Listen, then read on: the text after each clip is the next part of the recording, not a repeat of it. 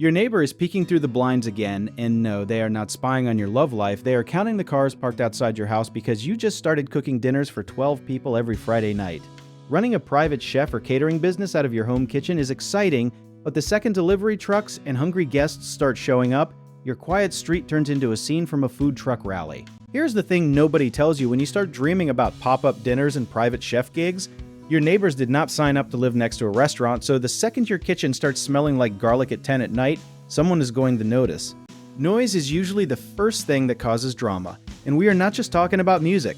Pots clanging, blenders roaring, and a dozen guests laughing on your porch at 11 at night can make your neighbor feel like they are living next to a nightclub that serves risotto instead of shots. Traffic is the second headache, and it sneaks up on you fast. One dinner party might mean 6 extra cars parked along a street that used to only fit 2, and suddenly your neighbor cannot even get their mail truck through. Here's a fun history lesson nobody asked for, but we are giving it anyway. Home-based food businesses have exploded since around 2020, when everyone stuck at home discovered they could either bake sourdough or start an empire, and a whole lot of people chose the empire. Communication is basically your secret weapon here, and it costs $0. A simple heads-up text like, "Hey, we have 12 guests coming Saturday around 6" can turn an angry neighbor into someone who just waves and goes back to mowing their lawn. Let us talk about the classic misunderstanding people make, thinking neighbors will just figure it out on their own. They will not, because most people assume the worst before they assume the best, so silence from you basically writes the villain story for them. Some chefs treat their neighbors like unpaid business partners, and honestly, that is smart.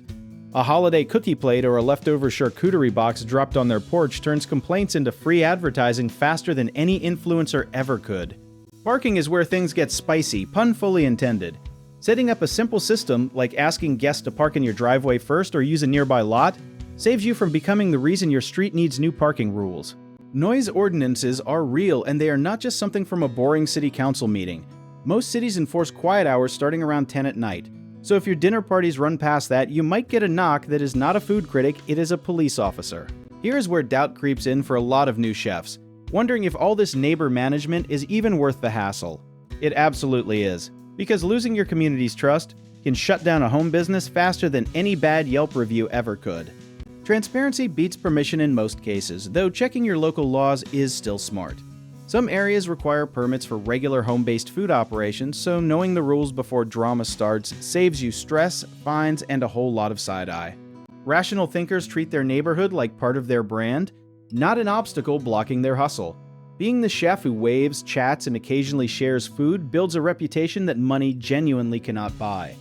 At the end of the day, running a home-based food business is part cooking, part diplomacy, and part managing a tiny ecosystem of people who live within shouting distance of your kitchen.